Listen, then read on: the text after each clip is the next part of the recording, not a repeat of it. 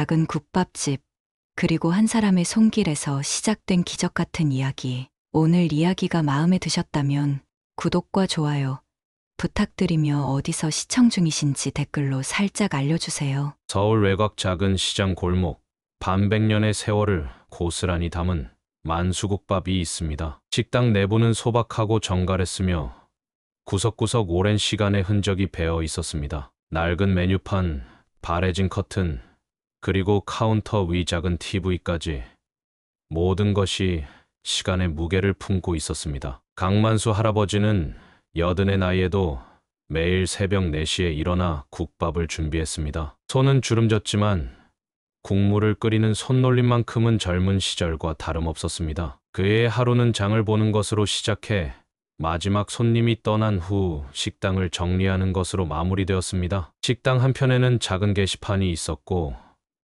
그곳에는 대학 졸업장과 감사패 몇 개가 소박하게 걸려 있었습니다. 언뜻 보면 자신의 자랑이라 생각할 수 있겠지만 사실 모두 강만수 할아버지가 후원했던 학생들의 것이었습니다. 대부분의 손님들은 이 사실을 모르고 지나쳤지만 가끔 궁금해하는 손님이 물어보면 정숙 아주머니가 자랑스럽게 설명해주곤 했습니다. 저기 걸린 졸업장들 말이에요.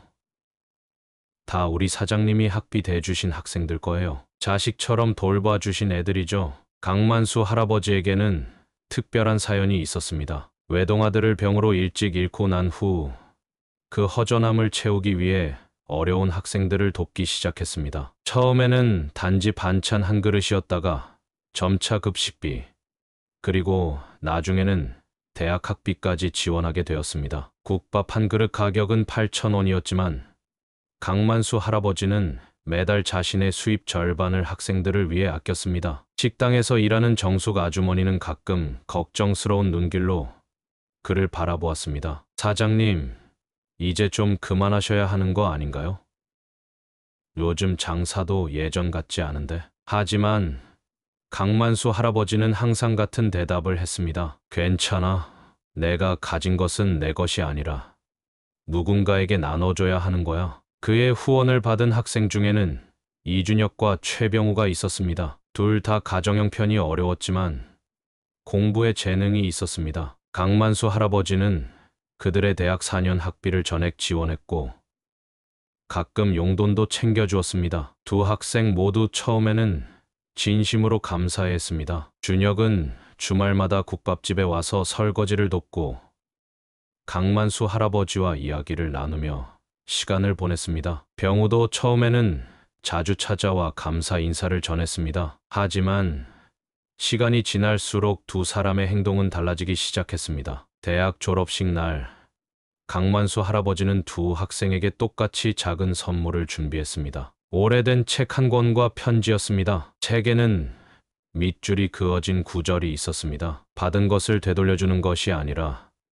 받은 것을 다른 이에게 나누어 주는 것이 진정한 감사다. 준혁은 그 책을 소중히 간직했고 병우는 자신의 집 책장 어딘가에 꽂아두었습니다. 그날 이후 두 사람의 인생은 각기 다른 방향으로 나아가기 시작했습니다. 대학 졸업 후 5년이 흘렀습니다. 강만수 할아버지의 국밥집은 여전히 그 자리에 있었지만 주변 환경은 많이 변해 있었습니다. 대형 프랜차이즈 식당들이 들어서고 재개발 소문이 돌면서 동네 분위기도 달라졌습니다. 식당 손님도 눈에 띄게 줄어들었고 강만수 할아버지의 머리카락은 더 하얗게 새어 있었습니다. 그날도 평소와 같이 국밥을 끓이던 중 오랜만에 반가운 손님이 찾아왔습니다. 이준혁이었습니다. 대학을 졸업한 후에도 한 달에 한 번은 꼭 찾아왔지만 이번에는 조금 달라 보였습니다. 평소보다 정장 차림이 더 깔끔했고 손에는 고급스러운 서류 가방을 들고 있었습니다. 할아버지, 제가 드디어 해냈어요. 준혁은 조용히 서류 한 장을 꺼내 할아버지에게 건넸습니다. 그것은 새로 창업한 IT 회사의 사업자 등록증이었습니다. 졸업 후 큰 회사에 취직했던 준혁은 3년간 밤낮 없이 일하며 기술과 경험을 쌓았고 마침내 자신의 회사를 세울 수 있었습니다. 강만수 할아버지는 글씨를 잘 볼 수 없어 안경을 꺼내 썼습니다. 서류를 보는 순간 그의 눈가에 주름이 깊게 패였습니다. 그것은 미소였습니다. 말없이 준혁의 어깨를 토닥였지만 그 손길에는 무한한 자부심과 사랑이 담겨 있었습니다. 준혁은 여전히 국밥집에 와서 설거지를 도왔습니다. 이제는 CEO가 되었음에도 불구하고 그에게 이곳은 여전히 마음의 고향이었습니다. 준혁이 설거지를 하는 동안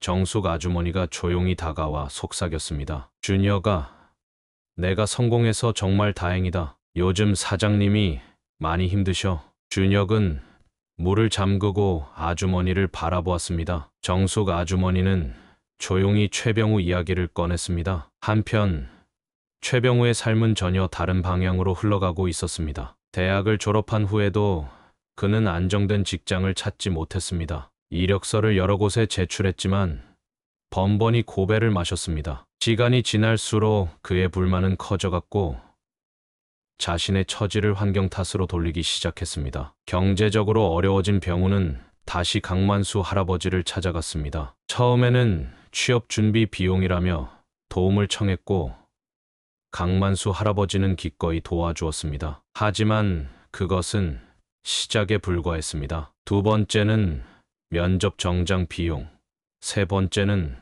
컴퓨터 구입비. 이유는 계속 바뀌었지만 돈을 요구하는 횟수는 점점 늘어갔습니다. 병우의 SNS는 그가 어디에 돈을 쓰고 있는지 명확히 보여주었습니다. 명품 가방, 고급 레스토랑, 최신 전자기기. 취업 준비와는 거리가 먼 곳에 돈이 쓰이고 있었습니다. 하지만 강만수 할아버지는 SNS를 하지 않았기에 이 사실을 알지 못했습니다. 국밥집 운영은 점점 어려워졌습니다. 임대료는 오르고 손님은 줄었지만 강만수 할아버지는 병우에게 주는 돈을 줄이지 않았습니다. 오히려 자신의 생활비를 줄였습니다. 오래된 냉장고가 고장났지만 수리만 해서 썼고 약값도 아껴가며 병우를 지원했습니다. 어느 날 건물주가 찾아와 월세 이야기를 꺼냈습니다. 2달치가 밀려 있었습니다. 강만수 할아버지는 처음으로 당혹스러움을 느꼈습니다. 통장을 확인해 보니 병우에게 준 돈이 생각보다 많았습니다. 건물주는 한 달만 더 기다려주겠다고 했지만 그의 표정은 단호했습니다. 그날 밤 강만수 할아버지는 오랜만에 서랍을 열어 아들의 사진을 꺼내보았습니다. 빛바랜 사진 속 아들은 환하게 웃고 있었습니다. 할아버지는 조용히 중얼거렸습니다. 내가 잘하고 있는 걸까? 멀리서 전화벨이 울렸습니다. 병우였습니다. 또다시 돈을 요구하는 전화였습니다. 이번에는 친구 결혼식 축의금이라고 했습니다. 강만수 할아버지는 잠시 망설였지만 결국 도와주겠다고 약속했습니다. 전화를 끊고 난 후 그는 깊은 한숨을 내쉬었습니다. 서랍 속에서 오래된 통장을 꺼내 보았습니다. 병원비를 위해 모아둔 마지막 저축이었습니다. 이준혁은 회사에서 늦게까지 일하고 있었습니다. 스타트업 CEO로서 그의 일과는 언제나 바빴지만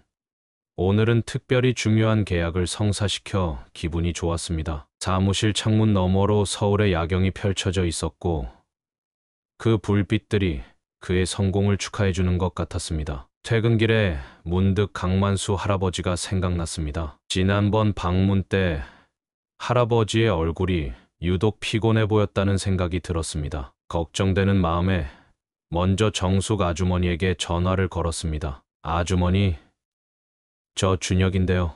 혹시 할아버지 요즘 어떠세요? 정숙 아주머니의 목소리는 평소와 달리 무거웠습니다. 그녀는 한참을 망설이다 조심스럽게 이야기를 꺼냈습니다. 준혁아, 사실 좀 안 좋아. 월세가 2달이나 밀렸어. 건물주가 자꾸 찾아와서 사장님이 내가 모르게 누구한테 돈을 많이 보태주신 것 같아. 준혁은 곧바로 국밥집으로 향했습니다. 밤 10시가 넘은 시간이었지만 불빛이 새어나오는 것을 보니 할아버지는 아직 가게에 계신 듯 했습니다. 문을 열고 들어가자 강만수 할아버지가 홀로 앉아 장부를 들여다보고 있었습니다. 나이든 손으로 계산기를 두드리는 모습이 안쓰러웠습니다. 할아버지, 준혁의 목소리에 할아버지는 고개를 들었습니다. 그의 눈은 피로로 가득했지만 준혁을 보자 환하게 빛났습니다. 어이구, 준혁이 아니냐? 이 시간에 웬일이야? 준혁은 할아버지 맞은편에 앉았습니다. 테이블 위 장부를 보니 빚이 생각보다 많았습니다. 월세뿐만 아니라 식재료 대금, 공과금까지 모두 밀려 있었습니다. 할아버지, 솔직히 말씀해 주세요. 상황이 많이 어려우신 거죠? 강만수 할아버지는 잠시 침묵했습니다. 그동안 누구에게도 자신의 어려움을 보이지 않으려 했던 그였지만 준혁 앞에서는 솔직해질 수 있었습니다. 괜찮아. 곧 나아질 거야. 요새 장사가 좀 안 돼서 그렇지. 준혁은 천천히 고개를 저었습니다. 그는 이미 정숙 아주머니를 통해 최병우에 관한 이야기를 들었고 할아버지가 계속해서 그를 도와주고 계시다는 것도 알고 있었습니다. 제가 다 알아요. 병우 이야기요. 할아버지의 표정이 굳어졌습니다. 잠시 침묵이 흘렀고 그는 깊은 한숨을 내쉬었습니다. 그 아이도 힘들어서 그런 거야. 조금만 더 도와주면 좋은 직장 구할 수 있을 거야. 준혁은 할아버지의 손을 조용히 잡았습니다. 그 손은 차갑고 거칠었습니다. 평생 국밥을 끓이며 닳고 다른 손이었습니다. 할아버지, 이제는 제가 도울 차례예요. 저를 믿으세요.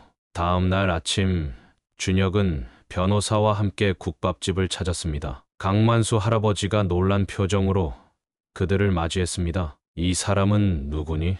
제 회사 법무팀 변호사예요. 할아버지, 중요한 얘기가 있어요. 준혁은 서류 한 뭉치를 꺼냈습니다. 그것은 국밥집이 있는 건물의 매매 계약서였습니다. 준혁은 할아버지가 어려움을 겪고 있다는 소식을 듣자마자 건물주를 찾아가 건물을 매입했던 것입니다. 이제 이 건물은 제 회사 소유예요. 그리고 할아버지는 평생 이 자리에서 국밥집 하실 수 있어요. 월세 걱정 없이요. 강만수 할아버지는 말을 잇지 못했습니다. 그의 눈가에 주름이 깊게 패이며 눈물이 맺혔습니다. 이런 거 받을 수 없어. 내가 번 돈인데. 준혁은 고개를 저었습니다. 제가 번 돈이 아니에요. 할아버지가 주신 기회로 만든 돈이에요. 할아버지가 안 계셨다면 저는 지금 여기 없었을 거예요. 강만수 할아버지는 자리에서 일어나 창가로 걸어갔습니다. 오랫동안 바라본 거리는 변했지만 그의 마음만은 변함없었습니다. 그는 다시 준혁을 바라보았습니다. 내가 널 도운 건 내 아들에게 못해준 일을 다른 누군가에게라도 해주고 싶어서였어. 그런데 내가 이렇게 크게 갚다니. 준혁은 할아버지 곁으로 다가가 조용히 어깨를 감쌌습니다. 할아버지, 은혜는 갚는 게 아니라 나누는 거라고 하셨잖아요. 제가 그 말씀대로 하는 거예요. 그날 저녁, 오랜만에 국밥집에는 웃음꽃이 피었습니다. 준혁은 할아버지와 함께 옛 추억을 나누며 밤늦게까지 이야기를 나눴습니다. 그리고 떠나기 전 준혁은 최병우에 대해 다시 물었습니다. 할아버지, 병우는 어떻게 지내요? 강만수 할아버지의 표정이 흐려졌습니다. 자주 연락은 안 하는데 취직이 안 돼서 힘들대. 내가 혹시 도와줄 수 있을까? 준혁은 잠시 생각에 잠겼습니다. 그는 이미 최병우의 SNS를 통해 그가 어떤 생활을 하고 있는지 알고 있었지만 할아버지의 부탁을 거절할 수 없었습니다. 알아볼게요. 우리 회사에 자리가 있는지 확인해 볼게요. 그날 밤 준혁은 차 안에서 최병우의 SNS를 다시 한번 확인했습니다. 최근 올라온 사진들은 고급 클럽에서 술을 마시는 모습, 명품 시계를 자랑하는 모습 등이었습니다. 취업 준비생의 모습과는 거리가 먼 생활이었습니다. 하지만 준혁은 할아버지를 위해 그에게 기회를 주기로 마음먹었습니다. 테크 스타트업 이노베이션 플러스의 사무실은 강남 한복판에 자리하고 있었습니다. 유리벽과 현대적인 가구들로 꾸며진 곳이었지만 이준혁 CEO는 지나친 사치를 지향했습니다. 필요한 것만 갖추고 나머지는 직원 복지와 기술 개발에 투자했습니다. 오전 회의가 끝나고 인사팀장이 이준혁의 사무실을 찾아왔습니다. 대표님, 신입사원 면접 결과 정리해 왔습니다. 이준혁은 서류를 받아들고 이름들을 훑어보았습니다. 그중 최병우라는 이름이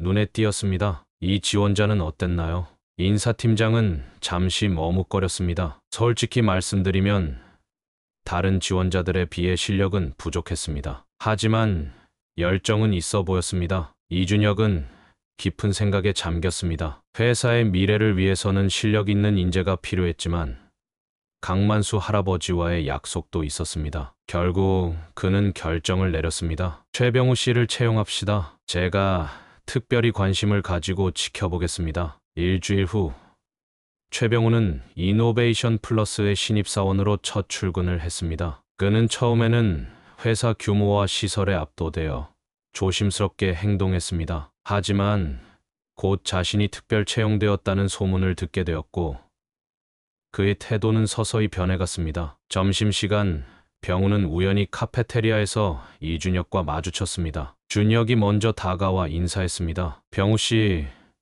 회사 생활은 어때요? 병우는 잠시 당황했지만 곧 자세를 바로 했습니다. 아, 네, 좋습니다. 대표님, 우리가 같은 국밥집 할아버지께 도움받았다고 들었어요. 참 인연이네요. 병우의 표정이 일그러졌습니다. 준혁이 자신의 과거를 알고 있다는 사실이 불편해 보였습니다. 그는 억지 미소를 지으며 대답했습니다. 네, 그렇네요. 이후 몇 주 동안 병우는 업무에 적응하기 위해 노력했습니다. 하지만 다른 동기들보다 실력이 부족했고 이를 만회하기 위해 그는 다른 방법을 찾기 시작했습니다. 윤 팀장에게 접근한 것도 그때부터였습니다. 윤 팀장은 회사에서 가장 강력한 프로젝트 팀을 이끌고 있었고 실적주의자로 알려져 있었습니다. 병우는 점심을 사고 퇴근 후 술자리를 만들며 그에게 접근했습니다. 처음에는 단순한 침묵이었지만 점차 그의 목적은 분명해졌습니다. 팀장님, 다음 프로젝트에 저도 참여하고 싶습니다. 윤 팀장은 그를 물끄러미 바라보았습니다. 최 사원, 솔직히 말하면 아직 실력이 부족해. 좀 더 기본기를 다진 후에 병우는 말을 끊었습니다. 제가 대표님과 특별한 인연이 있다는 거 아시죠? 저를 믿고 기회를 주시면 실망시키지 않겠습니다. 이 말은 일종의 은근한 압박이었고 윤 팀장은 이를 감지했습니다. 하지만 그도 회사에서 살아남기 위해 대표와 가까운 사람을 적으로 만들고 싶지 않았습니다. 알았어. 다음 주에 시작하는 작은 프로젝트부터 참여해봐. 병우는 첫 프로젝트에 참여하게 되었지만 기대와 달리 업무는 생각보다 어려웠습니다. 밤을 새워 일해도 다른 팀원들의 속도를 따라가기 힘들었고 결국 그는 또다시 지름길을 찾았습니다. 어느 날 저녁 윤 팀장은 병우를 사무실로 불렀습니다. 최 사원, 솔직히 이대로는 안 될 것 같아. 프로젝트 기한이 얼마 남지 않았는데 너의 부부는 진척이 없어. 병우는 창백해진 얼굴로 고개를 숙였습니다. 실력 부족을 인정하고 싶지 않았지만 현실은 냉혹했습니다. 죄송합니다. 더 노력하겠습니다. 윤 팀장은 한숨을 내쉬며 말했습니다. 사실 다음 주에 큰 프로젝트가 시작돼. 클라이언트가 VIP급이라 모든 팀원들이 최고 실력을 보여줘야 해. 솔직히 말하면 너를 그 팀에 넣을 수가 없어. 병우의 눈에 불안감이 어렸습니다. 첫 프로젝트에서 탈락한다면 회사에서의 입지는 더욱 좁아질 것이 분명했습니다. 팀장님, 기회를 한 번만 더 주세요. 제가 어떻게든 해내겠습니다. 윤 팀장은 잠시 생각에 잠겼습니다. 그리고 조용히 말을 이었습니다. 솔직히 이런 말 하기 그렇지만 중요한 프로젝트를 맡으려면 인맥도 중요해. 팀장인 나뿐만 아니라 클라이언트에게도 좋은 인상을 남겨야 하거든. 병우는 날카롭게 눈치챘습니다. 무슨 말씀이신지. 윤 팀장은 주변을 살피고 목소리를 낮추었습니다. 다음 주에 클라이언트와 식사 자리가 있어. 그 자리에서 작은 선물이라도 준비하면 좋겠지. 요즘 그 사람이 골프에 관심이 많다더라고. 병우는 순간 이해했습니다. 실력이 아닌 로비로 프로젝트에 참여하라는 뜻이었습니다. 병우는 잠시 고민했지만 이내 결심한 듯 말했습니다. 알겠습니다. 준비하겠습니다. 퇴근 후 병우는 골프 용품점 웹사이트를 살펴보았습니다. VIP 클라이언트에게 줄 선물로 적합한 고급 골프채 세트는 몇백만 원을 호가했습니다. 그의 신입사원 월급으로는 감당하기 어려운 금액이었습니다. 다음 날 병우는 오랜만에 강만수 할아버지의 국밥집을 찾았습니다. 할아버지는 그를 보자 반갑게 맞이했습니다. 병우야, 오랜만이구나. 요즘 회사 다닌다면서. 밥은 먹었니? 병우는 미소를 지으며 앉았지만 그의 눈빛은 복잡했습니다. 잠시 할아버지와 안부를 나눈 후 그는 본론으로 들어갔습니다. 할아버지, 사실 좀 어려운 부탁이 있어서 왔어요. 강만수 할아버지는 무슨 일인지 궁금해하며 병우를 바라보았습니다. 회사에서 중요한 프로젝트를 맡게 됐는데 클라이언트에게 선물을 해야 해요. 제 월급으로는 어려워서 할아버지께서 좀 도와주실 수 있을까요? 할아버지는 잠시 생각에 잠겼습니다. 이미 재정적으로 어려운 상황이었지만 병우의 취업 소식은 그에게 큰 기쁨이었습니다. 얼마나 필요하니? 병우는 망설임 없이 금액을 말했습니다. 500만 원이요. 할아버지의 눈이 커졌습니다. 그것은 국밥집 한 달 수입보다 많은 금액이었습니다. 그렇게 많이 왜 필요한 거니? 병우는 급히 변명을 만들어냈습니다. VIP 고객을 위한 선물이에요. 이 프로젝트를 성공시키면 제 커리어가 확 올라갈 수 있어요. 할아버지, 이번 한 번만 도와주세요. 나중에 꼭 갚을게요. 강만수 할아버지는 깊은 숨을 내쉬었습니다. 그렇게 많은 돈은 당장 없구나. 며칠만 기다려보면 어떨까? 내가 은행에 가보고. 병우의 얼굴이 어두워졌습니다. 그는 자리에서 벌떡 일어났습니다. 기다릴 시간이 없어요. 다음 주까지 준비해야 한다고요. 할아버지가 도와주지 않으면 제 커리어는 끝이에요. 할아버지는 놀란 표정으로 병우를 바라보았습니다. 이전에는 보지 못했던 모습이었습니다. 진정하렴.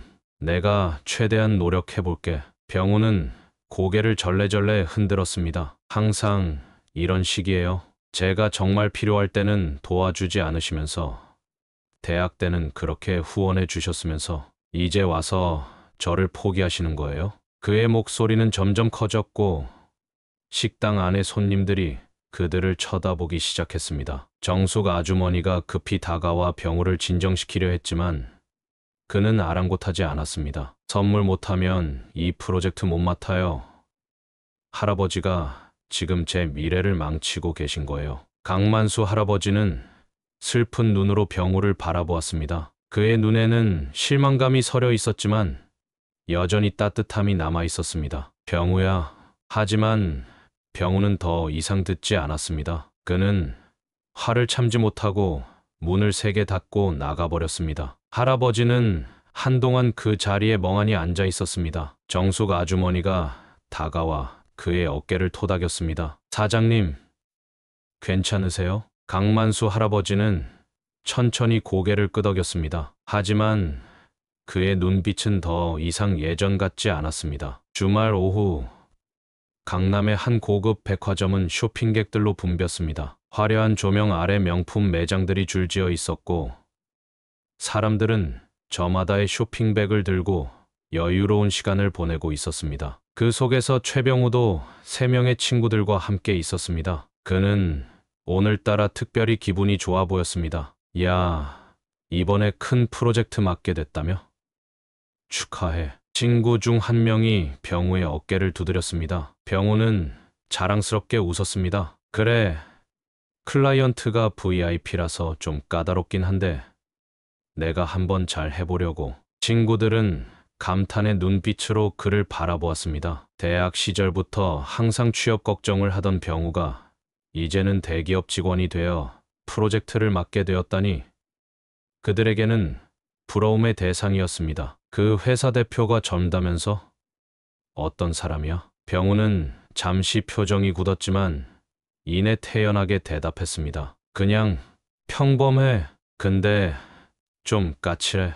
내가 들어가기 힘들었는데 내 스펙 보고 뽑아준 거지. 그것은 거짓말이었습니다. 이준혁이 그를 특별히 채용했다는 사실은 알고 있었지만 친구들에게 그런 약점을 보이고 싶지 않았습니다. 병우와 친구들은 명품관으로 향했습니다. 그는 이번 프로젝트가 성공하면 자신에게 선물하겠다며 고급 시계를 구경하기 시작했습니다. 몇십만 원부터 몇천만 원까지 다양한 시계들이 진열대에 전시되어 있었습니다. 와, 이거 가격이 얼마야? 친구가 물었고 병우는 태연하게 대답했습니다. 한 3천만 원쯤?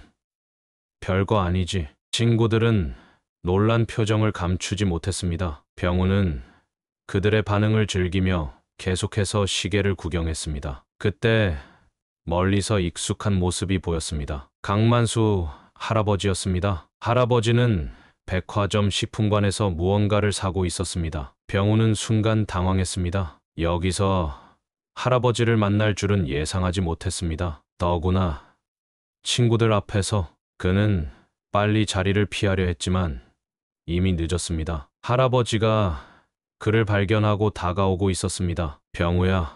강만수 할아버지는 반가운 얼굴로 손을 흔들었습니다. 그의 손에는 작은 쇼핑백이 들려 있었습니다. 병우는 불편한 표정을 감추지 못했습니다. 친구들은 호기심 어린 눈으로 할아버지를 바라보았습니다. 할아버지, 여기서 뭐 하세요? 강만수 할아버지는 미소를 지으며 다가왔습니다. 그냥 뭐 좀 사러 왔지. 병우는 고개를 끄덕였지만 그의 눈빛은 차가웠습니다. 친구들은 여전히 궁금한 표정으로 둘을 번갈아 보고 있었습니다. 야, 병우야, 이분 누구신데? 병우는 순간 망설였습니다. 대학 시절부터 자신을 후원해 주었던 사실상 은인과 다름없는 할아버지였지만 그 순간 병우의 마음속에는 자존심이 더 컸습니다. 그는 거짓말을 선택했습니다.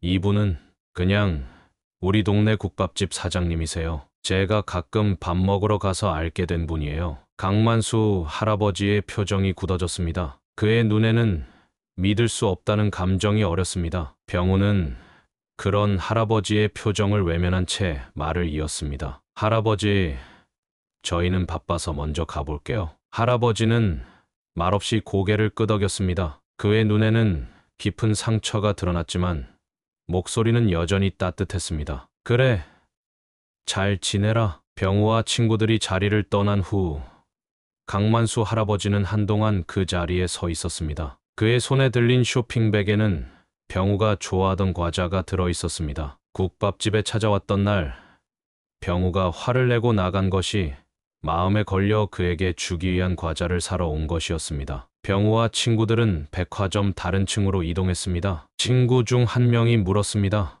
야, 그 할아버지 진짜 그냥 국밥집 사장님이야? 널 되게 아끼시는 것 같던데? 병우는 태연하게 대답했습니다. 그냥 단골이라 그래. 별거 아니야. 하지만 그의 마음 깊은 곳에서는 작은 죄책감이 일었습니다. 자신이 방금 한 행동이 얼마나 잘못된 것인지 알고 있었지만 인정하고 싶지 않았습니다. 백화점을 나온 후 병우는 갑자기 골프채 매장을 향했습니다. 윤 팀장이 말했던 선물을 준비하기 위해서였습니다. 친구들은 의아해했습니다. 너 골프 치냐? 병우는 씁쓸하게 웃었습니다. 아니, 회사 일 때문에. 친구들은 더 이상 묻지 않았습니다. 병우는 고급 골프채 세트를 유심히 살펴보았습니다. 가격표를 보자 그의 얼굴이 어두워졌습니다. 할아버지에게 도움을 청했지만 거절당했고 이제 다른 방법을 찾아야 했습니다. 그날 밤 병우는 고민 끝에 한 결정을 내렸습니다. 그는 오랫동안 모아둔 적금을 깨고 신용카드 한도를 최대한 활용하기로 했습니다. 프로젝트에 참여하기 위해서는 어떤 희생도 감수할 준비가 되어 있었습니다. 하지만 그는 알지 못했습니다. 그날 백화점에서의 만남이 강만수 할아버지에게 얼마나 큰 상처를 주었는지, 그리고 그 상처가 어떤 결과를 가져올지를. 흐린 하늘이 드리운 화요일 오전, 강만수 할아버지는 평소처럼 새벽 일찍 일어나 국밥을 준비했습니다. 하지만 그의 손놀림은 전과 같지 않았습니다. 백화점에서 병우와 마주친 이후 할아버지의 마음은 무거웠습니다. 30년 넘게 국밥을 끓여온 그였지만 오늘은 유난히 집중력이 흐트러졌습니다. 정숙 아주머니가 걱정스러운 눈빛으로 할아버지를 지켜보았습니다. 사장님, 괜찮으세요? 요즘 너무 피곤해 보이시는데? 강만수 할아버지는 미소로 답했지만 그 미소는 눈까지 닿지 않았습니다. 괜찮아. 그냥 나이 들어서 그래. 정숙 아주머니는 더 묻지 않았지만 그의 마음이 무겁다는 것을 알고 있었습니다. 최병우와의 일이 할아버지에게 큰 상처를 준 것을 그녀는 눈치채고 있었습니다. 오전 영업이 시작되고 식당은 조금씩 손님들로 채워지기 시작했습니다. 주로 단골 손님들이었고 그들은 할아버지의 국밥을 먹기 위해 일부러 먼 길을 돌아오기도 했습니다. 할아버지는 묵묵히 주방에서 일했고 정숙 아주머니는 손님들의 주문을 받았습니다. 그런데 오후 2시경 분위기가 갑자기 변했습니다. 검은색 가죽 재킷을 입은 젊은 남자 셋이 식당에 들어왔습니다. 그들의 눈빛은 날카로웠고 주변을 둘러보는 태도도 불안했습니다. 정숙 아주머니가 주문을 받으러 다가갔지만 그들은 무시했습니다. 사장 어디 있어요? 그들 중 하나가 큰 소리로 물었습니다. 정숙 아주머니는 당황했지만 침착하게 대답했습니다. 주문하실 건가요? 주문 같은 거 안 해요. 사장 좀 불러요. 강만수 할아버지는 주방에서 상황을 듣고 천천히 나왔습니다. 나이 든 몸으로 3명의 젊은이들 앞에 서자 그들의 키는 더욱 커 보였습니다. 무슨 일이요? 남자들은 할아버지를 위아래로 훑어보더니 비웃음을 지었습니다. 강만수 씨죠? 최병우 씨한테 돈 안 갚으신다면서요? 할아버지는 놀란 눈으로 그들을 바라보았습니다. 그는 병우에게 돈을 빌린 적이 없었습니다. 오히려 항상 도움을 준 쪽이었습니다. 무슨 말씀인지. 하지만 남자는 할아버지의 말을 끊었습니다. 모르는 척하지 마세요. 최병우 씨가 다 말해줬어요. 500만 원 빌려가서 안 갚는다고. 이제 상황이 명확해졌습니다. 병우는 할아버지에게 돈을 요구했다가 거절당하자 이런 식으로 압박을 가하고 있었던 것입니다. 할아버지의 얼굴이 창백해졌습니다. 그건 사실이 아니요. 내가 병우에게 돈을 빌린 적은 없소. 남자들은 코웃음을 쳤습니다. 증거 있어요? 없으면 얼른 돈이나 내놓으세요. 아니면 이 가게 장사 못하게 만들 거예요. 식당 안의 손님들이 불안한 눈빛으로 상황을 지켜보기 시작했습니다. 정숙 아주머니는 할아버지 곁으로 다가가 그의 팔을 잡았습니다. 사장님, 할아버지는 침착하게 대답했습니다. 여기서 이러지 마시오. 손님들이 불편해하시오. 하지만 남자들은 들은 척도 하지 않았습니다. 그들 중 한 명이 갑자기 테이블 위에 있던 물잔을 바닥에 내던졌습니다. 유리잔이 깨지는 소리와 함께 물이 바닥에 쏟아졌습니다. 돈 내놓으라고.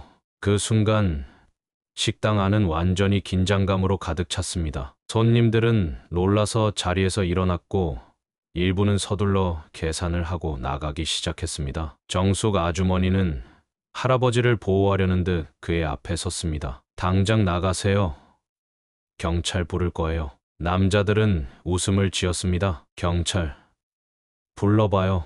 우리가 돈 받으러 온 거 잘못된 거 있어요? 그들은 계속해서 식당 안의 물건들을 건드리기 시작했습니다. 메뉴판을 떨어뜨리고 의자를 발로 차고 테이블을 흔들었습니다. 손님들은 모두 자리를 피했고 강만수 할아버지는 그 광경을 무력하게 지켜볼 수밖에 없었습니다. 제발 그만하시오.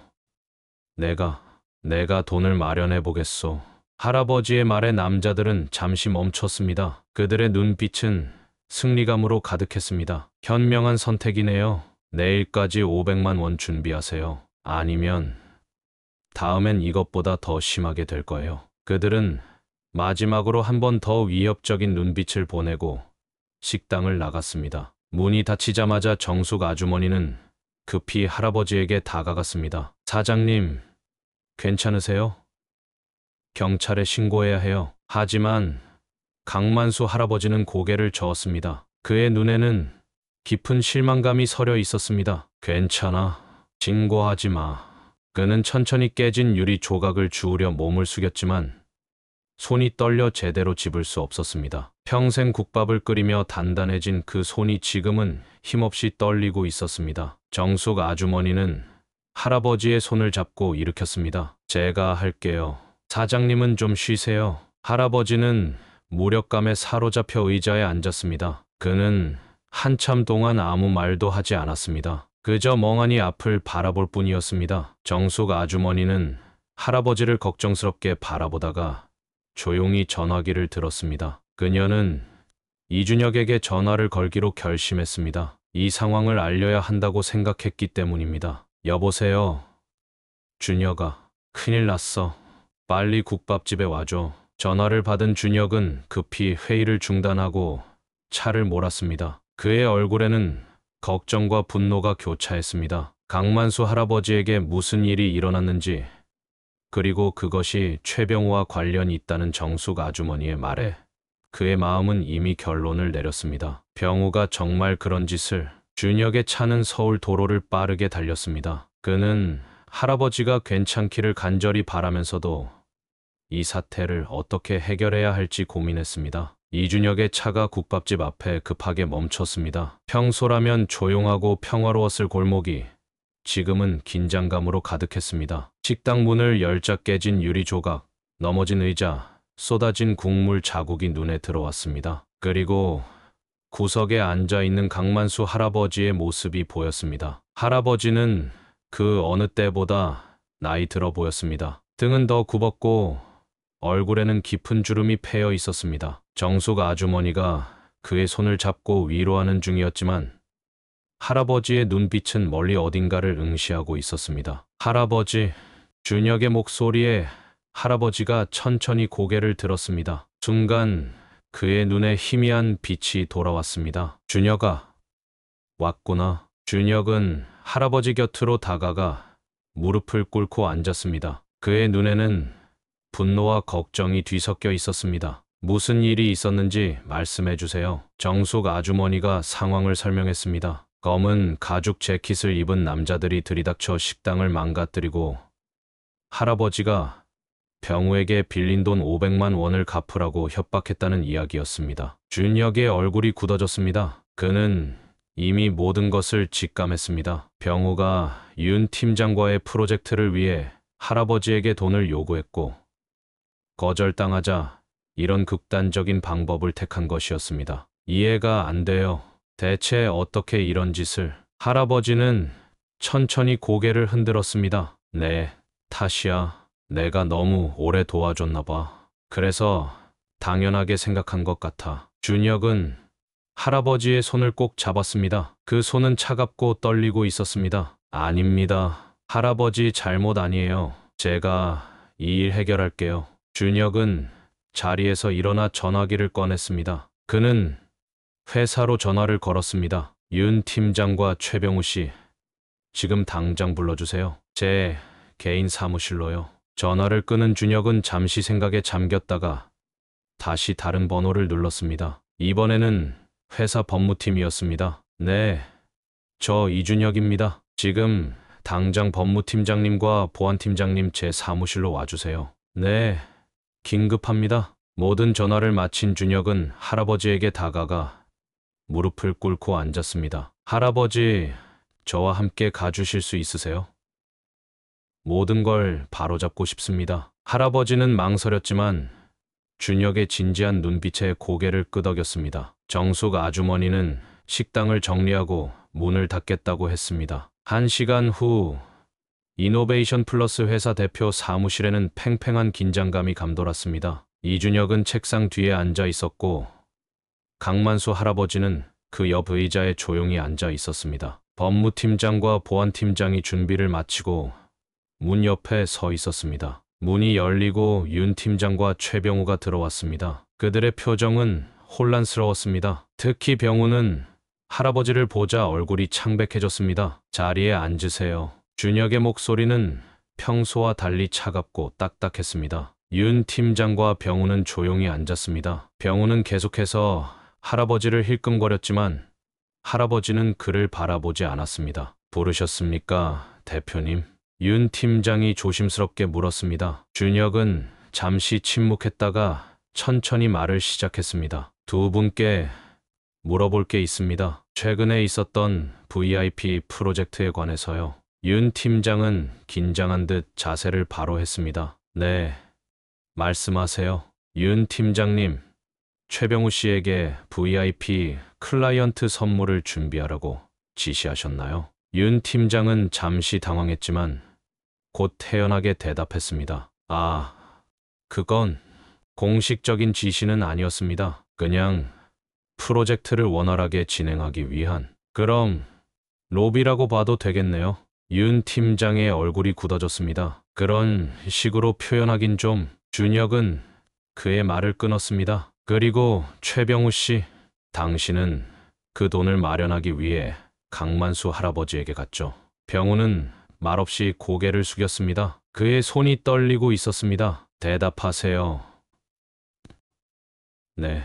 준혁은 깊은 한숨을 내쉬었습니다. 그리고 할아버지가 거절하자 돈을 빌려줬다고 거짓말을 하고 깡패들을 보내 협박했죠. 병우는 고개를 들어 할아버지를 바라보았습니다. 할아버지의 눈에는 깊은 슬픔이 담겨 있었습니다.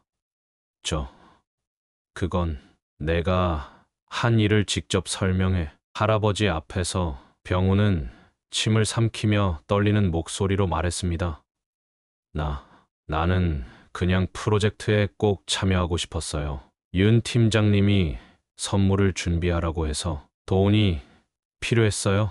할아버지가 항상 도와주셨으니까 이번에도 도와주실 줄 알았는데 그래서 거절당하자 협박한 거군요. 병우는 고개를 끄덕였습니다. 방 안은 무거운 침묵에 휩싸였습니다. 준혁은 서류 한 장을 꺼내 윤 팀장에게 밀었습니다. 이것은 회사 윤리강령입니다. 로비와 부정부패를 엄격히 금지하고 있죠. 윤 팀장님, 이 규정을 알고 계셨나요? 윤 팀장은 당황한 표정으로 고개를 끄덕였습니다. 그리고 이것은 준혁은 다른 서류들을 꺼냈습니다. 최병우 씨가 회사 경비로 처리한 비용들입니다. 모두 허위로 작성되었고 실제로는 개인 용도로 사용했죠. 병우의 얼굴이 창백해졌습니다. 그는 회사 카드로 몇몇 개인 지출을 한 적이 있었습니다. 준혁은 마지막으로 CCTV 영상을 보여주었습니다. 그것은 국밥집에서 남자들이 행패를 부리는 장면이었습니다. 이 동영상은 이미 경찰에 제출했습니다. 최병우 씨가 고용한 사람들이 명확히 식별됩니다. 윤 팀장과 병우는 할 말을 잃었습니다. 그들의 얼굴에는 공포가 서렸습니다. 두 분 모두 해고입니다. 그리고 법적 책임도 물을 겁니다. 윤 팀장이 자리에서 벌떡 일어났습니다. 대표님, 제발 한 번만 기회를 주세요. 저는 정말 몰랐습니다. 그냥 선물 정도. 준혁은 차갑게 그를 바라보았습니다. 몰랐다고요? 윤리적으로 옳지 않은 지시를 했으면서요? 윤 팀장은 바닥에 무릎을 꿇었습니다. 제발요. 저에겐 가족이 있습니다. 병우도 필사적으로 변명했습니다. 준혁 씨, 우리는 같은 처지였잖아요. 둘 다 할아버지의 도움을 받은 사람들이었고 준혁의 눈에 분노가 타올랐습니다. 같은 처지, 은혜를 원수로 갚는 너와 은혜를 기회로 만든 내가 어떻게 같냐. 그의 목소리는 떨리고 있었습니다. 할아버지는 우리에게 기회를 주셨어. 그 기회를 무슨 권리인 양 착각한 것은 너야. 준혁은 할아버지를 바라보았습니다. 할아버지의 눈에는 눈물이 맺혀 있었습니다. 보안팀, 두 사람을 밖으로 안내해 주세요. 개인 물품은 나중에 택배로 보내드리겠습니다. 보안 팀원들이 다가와 윤 팀장과 병우를 밖으로 이끌었습니다. 병우는 마지막으로 할아버지를 향해 외쳤습니다. 할아버지, 저 정말 잘못했어요. 제발 용서해 주세요. 하지만 할아버지는 고개를 돌려 창밖을 바라보았습니다. 그의 눈에서는 조용히 눈물이 흘러내렸습니다. 문이 닫히고 사무실은 조용해졌습니다. 준혁은 천천히 할아버지 곁으로 다가가 무릎을 꿇고 앉았습니다. 할아버지, 죄송합니다. 제가 더 일찍 알았더라면. 할아버지는 준혁의 손을 잡았습니다. 내 잘못은 아니야. 내가 병우를 너무 믿었던 거지. 준혁은 고개를 저었습니다. 아닙니다. 할아버지는 그저 사람을 믿고 도우셨을 뿐이에요. 잘못한 사람은 그 신뢰를 저버린 병우입니다. 할아버지는 깊은 한숨을 내쉬었습니다. 나는 그저 내 아들에게 해주지 못한 것들을 다른 아이들에게 해주고 싶었을 뿐이야. 그런데 내가 너무 많이 줬나 봐. 그래서 당연하게 생각했나 봐. 준혁은 할아버지의 손을 꼭 잡았습니다. 할아버지가 주신 것은 단순한 돈이 아니었어요. 기회였고, 신뢰였고, 사랑이었습니다. 병우는 그걸 이해하지 못했을 뿐이에요. 할아버지의 눈에서 다시 눈물이 흘러내렸습니다. 내가 널 믿었단다. 돈이 아까운 게 아니라 내 마음이 짓밟힌 게 아깝다. 그 말에 준혁도 눈시울이 붉어졌습니다. 그는 할아버지를 조심스럽게 안았습니다. 할아버지, 이제 저와 함께 식당으로 돌아가요. 모든 걸 원래대로 돌려놓을게요. 그날 저녁, 강만수 할아버지의 국밥집은 평소보다 일찍 문을 닫았습니다. 하지만 안에서는 바쁜 움직임이 있었습니다. 준혁은 전문 청소업체를 불러 식당을 깨끗이 정리했고, 깨진 유리와 가구들을 모두 새 것으로 교체했습니다. 정숙 아주머니는 감격한 표정으로 그 모습을 지켜보았습니다. 할아버지는 창가에 앉아 조용히 미소 지었습니다. 준혁아, 너무 과한 거 아니냐? 준혁은 고개를 저었습니다. 아닙니다. 할아버지가 평생 이곳에서 많은 사람들에게 국밥을 나눠주셨잖아요. 이제는 할아버지가 편안하게 일하실 수 있는 공간을 만들어 드릴 차례예요. 할아버지는 감동한 눈빛으로 준혁을 바라보았습니다. 그는 천천히 자리에서 일어나 주방으로 걸어갔습니다. 오래된 냄비를 만지며 조용히 중얼거렸습니다. 내일부터 다시 시작해야지. 준혁은 할아버지의 어깨에 손을 얹었습니다. 네.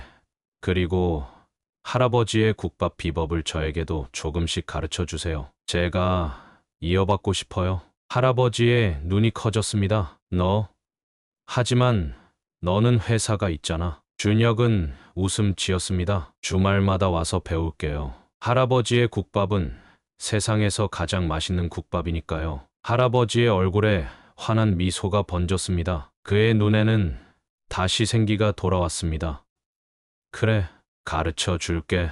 그날 밤, 국밥집은 새로운 시작을 준비하고 있었습니다. 강만수 할아버지가 평생 지켜온 가치는 최병우가 아닌 이준혁에게 올바르게 전해졌고, 그것은 다시 다른 누군가에게 이어질 것이었습니다. 병우는 자신이 받은 것을 당연한 권리로 여겼지만, 준혁은 그것을 감사와 은혜로 받아들였습니다. 그 차이가 두 사람의 인생을 완전히 다른 방향으로 이끌었습니다. 강만수 할아버지는 아들을 잃은 슬픔을 다른 이들에게 사랑을 나눠주며 치유했습니다. 그리고 그 사랑은 이제 더 큰 사랑으로 돌아왔습니다. 은혜는 되돌아오지 않아도 내가 인간답게 살기 위해 하는 것. 그것이 강만수 할아버지가 평생 지켜온 가치였고, 이제 그 가치는 이준혁을 통해 계속해서 이어질 것이었습니다. 오늘 이야기가 재밌으셨다면 구독과 좋아요 꼭 눌러주시고 댓글로 어디서 시청하고 계신지 알려주세요. 오늘 하루도 행복하시길 바라겠습니다.